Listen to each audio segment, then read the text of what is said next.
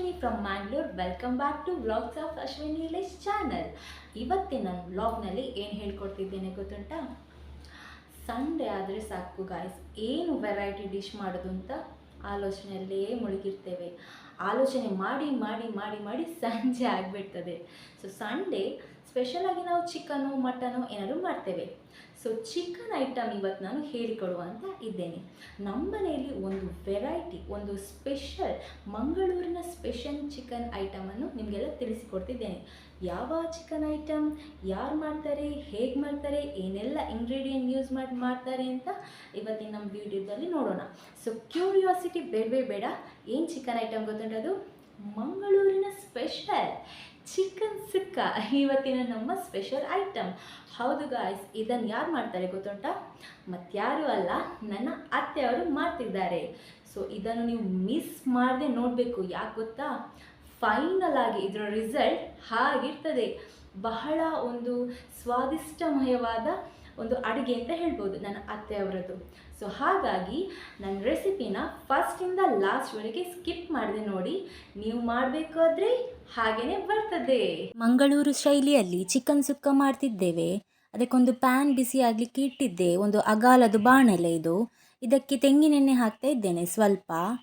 ಸ್ವಲ್ಪ ತೆಂಗಿನೆಣ್ಣೆ ಬಿಸಿ ಆದ ನಂತರ ನಾನಿದಕ್ಕೆ ಒಂದು 20ರಿಂದ 25 ಉದ್ದ ಮೆಣಸು ಮತ್ತು ಗಿಡ್ಡ ಮೆಣಸು ಒಂದು 10 ಮೆಣಸು ಹಾಕ್ತಾ ಇದ್ದೇನೆ.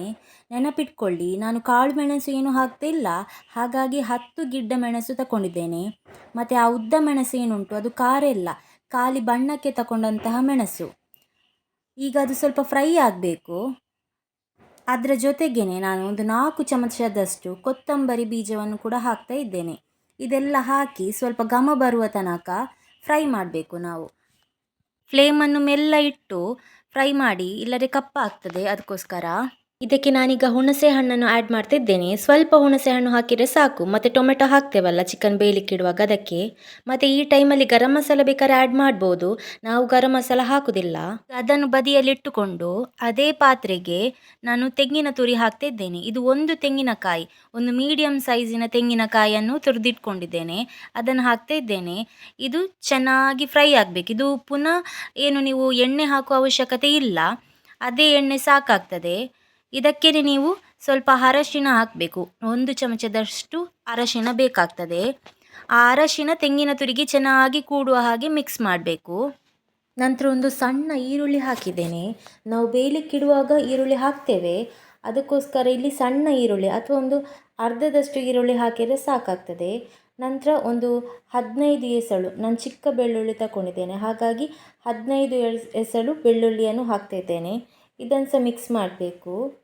ಇದು ಸರಿಯಾಗಿ ಕೆಂಪು ಬಣ್ಣ ಬರುವ ತನಕ ಫ್ರೈ ಆಗಬೇಕು. ಯಾಕಂದರೆ ಚಿಕನ್ ಬೆಂದ ನಂತರ ನಾವು ಇದನ್ನು ಹಾಕೋದಲ್ಲ, ಅದಕ್ಕೋಸ್ಕರ. ಈಗ ಒಂದು 2 ಚಮಚದಷ್ಟು ಜೀರಿಗೆ ಹಾಕಿದ್ದೇನೆ. ಇದೆಲ್ಲ ನಮಗೆ ಉಂಟಲ್ಲ, ಆ ಚಿಕನ್ ಸುಕ್ಕ ರೆಡಿ ಆದ ನಂತರ ತಿನ್ನುವಾಗ ಆ ಜೀರಿಗೆ ಎಲ್ಲ ಸಣ್ಣ ಸಣ್ಣ ಪೀಸ್ ಉಂಟಲ್ಲ, ಬಾಯಿಗೆ ಸಿಕ್ಕುವಾಗ ಚೆನ್ನಾಗಿ ಅನಿಸ್ತದೆ. ಅದಕ್ಕೆ ನಾನು ಈ ಟೈಮಲ್ಲೇ ಜೀರಿಗೆ ಹಾಕ್ತಾ ಇರೋದು. ಮತ್ತು ಇದಕ್ಕೇ ಕರಿಬೇವು ಉಂಟಲ್ಲ, ಒಗ್ಗರಣೆ ಸೊಪ್ಪು, ಅದು ಸಹ ಹಾಕಬೇಕು. ಒಂದು ಸ್ವಲ್ಪ, ಎಷ್ಟು ನಿಮಗೆ ಘಮ ಎಷ್ಟು ಒಳ್ಳೆಯದಾಗ್ತದೆ ಅಷ್ಟು ಹಾಕ್ಬೋದು. ನಾನು ಸ್ವಲ್ಪ ಹಾಕಿದ್ದೇನೆ. ಈಗೆಲ್ಲ ಸಹ ಮಿಕ್ಸ್ ಮಾಡಿ ಆ ತೆಂಗಿನ ತುರಿ ಉಂಟಲ್ಲ, ಕೆಂಪು ಬಣ್ಣ ಬರುವ ತನಕ ಫ್ರೈ ಮಾಡಬೇಕು. ನೋಡಿ, ಇಷ್ಟಾದರೆ ಸಾಕಾಗ್ತದೆ. ನಂತರ ಒಂದು ಬಾಣಲೆ ಇಟ್ಟಿದ್ದೇನೆ. ಅದು ಬಿಸಿಯಾದ ನಂತರ 4 ಚಮಚದಷ್ಟು ತೆಂಗಿನೆಣ್ಣೆ ಹಾಕಿದ್ದೇನೆ. ನೀವು ಯಾವುದೇ ಕುಕ್ಕಿಂಗ್ ಆಯಿಲ್ ಯೂಸ್ ಮಾಡ್ಬೋದು. ಇದಕ್ಕೆ ನಾನೀಗ 1 ಚಮಚದಷ್ಟು ತುಪ್ಪ ಆ್ಯಡ್ ಮಾಡಿದೆ. ತುಪ್ಪ ಯಾಕೆ ಆ್ಯಡ್ ಮಾಡಿದಂದರೆ ಚಿಕನ್ ಸ್ವಲ್ಪ ಹೀಟ್ ಅಲ್ವಾ ಬಾಡಿಗೆ, ಅದಕ್ಕೋಸ್ಕರ ತುಪ್ಪ ಆ್ಯಡ್ ಮಾಡೋದ್ರಿಂದ ಸ್ವಲ್ಪ ತಂಪಾಗ್ತದೆ ಅಂತ. ಈಗ ನಾನು ಒಂದು ದೊಡ್ಡ ಗಾತ್ರದ ಆನಿಯನನ್ನು ಹಾಕಿದೆ. ಅದಕ್ಕೇ ಸ್ವಲ್ಪ ಕರಿಬೇವಿನ ಎಲೆ ಕೂಡ ಹಾಕಿದ್ದೇನೆ. ಇದು ಆನಿಯನ್ ಒಂದು ಗೋಲ್ಡನ್ ಕಲರ್, ಕೆಂಪು ಬಣ್ಣಕ್ಕೆ ಬರುವ ತನಕ ನಾವಿದನ್ನು ಫ್ರೈ ಮಾಡಬೇಕು. ಚೆನ್ನಾಗಿ ಮಿಕ್ಸ್ ಮಾಡ್ತಾ ಫ್ರೈ ಮಾಡಬೇಕು.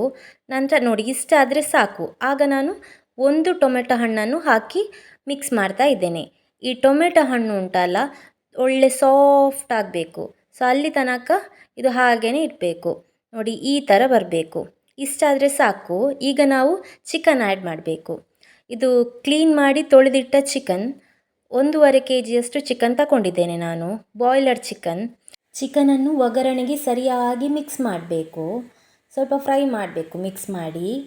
ಅದಾದ ನಂತರ ನಾನೀಗ ಕಲ್ಲುಪ್ಪು ಹಾಕ್ತಾ ಇದ್ದೇನೆ. ನೀವು ಯಾವ ಉಪ್ಪು ಕೂಡ ಯೂಸ್ ಮಾಡ್ಬೋದು.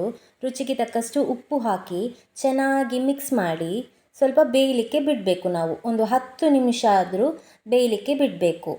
ಒಂದು 50-60% ಬೆಂದರೆ ಸಾಕು ಚಿಕನ್. ನೋಡಿ, ಇಷ್ಟಾದರೆ ಸಾಕು. ಇನ್ನು ನಾವು ಇದಕ್ಕೆ ಮಸಾಲ ಹಾಕಿ ಬೇಯಿಸಬೇಕು. ಈ ಟೈಮಲ್ಲಿ ಯಾಕೆ ಮಸಾಲ ಹಾಕಬೇಕಂದ್ರೆ, ಆ ಮಸಾಲ ಜೊತೆಗೆ ಬೇಯುವಾಗ ಉಂಟಲ್ಲ, ಅದರದ್ದು ಖಾರ ಎಲ್ಲ ಉಂಟಲ್ಲ ಚಿಕನ್ ಪೀಸಿಗೆ ಸರಿಯಾಗಿ ಹೊಂದಿಕೊಳ್ತದೆ. ಆಗ ತಿನ್ನುವಾಗ ಉಂಟಲ್ಲ ಚಿಕನ್ ಎಲ್ಲ ಜ್ಯೂಸಿ ಬರ್ತದೆ. ಇಲ್ಲದೆ ಆ ಮಸಾಲ ಚಿಕನ್ಗೆ ಹೊಂದಿಕೊಳ್ಳೋದಿಲ್ಲ. ಇದು ನಾನಾಗಲೇ ಮೆಣಸೆಲ್ಲ ಫ್ರೈ ಮಾಡಿಟ್ಟಿದ್ದೆಲ್ಲ, ಮೆಣಸು ಕೊತ್ತಂಬರಿ ಎಲ್ಲ, ಅದರದ್ದು ಮಸಾಲೆ. ಈ ಮೆಣಸನ್ನು ನಾನು ಗ್ರೈಂಡ್ ಮಾಡುವಾಗ ಅದಕ್ಕೆ ನಾನು ಒಂದು 5-6 ಬೀಜದಷ್ಟು ಮೆಂತೆಯನ್ನು ಆ್ಯಡ್ ಮಾಡಿದ್ದೇನೆ. ಮತ್ತು ನೀರು ಹಾಕಿ ಸ್ವಲ್ಪ ಒಂದು 1/4 ಲೋಟದಷ್ಟು ನೀರು ಹಾಕಿ ಗ್ರೈಂಡ್ ಮಾಡಿದ್ದೇನೆ. ಜಾಸ್ತಿ ನೀರು ಹಾಕಿದರೆ ಸುಕ್ಕ ಹೋಗಿ ಗಸಿ ಆಗ್ತದೆ, ಅದಕ್ಕೋಸ್ಕರ. ಆದರೆ ತೆಂಗಿನಕಾಯಿ ನೀವು ಗ್ರೈಂಡ್ ಮಾಡುವಾಗ ಯಾವುದೇ ಕಾರಣಕ್ಕೂ ನೀರು ಹಾಕುವ ಅವಶ್ಯಕತೆ ಇಲ್ಲ. ಮತ್ತು ಜಾಸ್ತಿ ಗ್ರೈಂಡ್ ಮಾಡೋದು ಕೂಡ ಬೇಡ. ಒಂದು ಸುತ್ತು ನೀವು ಗ್ರೈಂಡ್ ಮಾಡಿದರೆ ಸಾಕು, ಅಷ್ಟಾದರೆ ತೆಗೆದು ಬಿಟ್ಟರೆ ಆಯಿತು. ಇದೊಂದು 5 ನಿಮಿಷ ಬೇಯಲಿಕ್ಕೆ ಇಡಬೇಕು.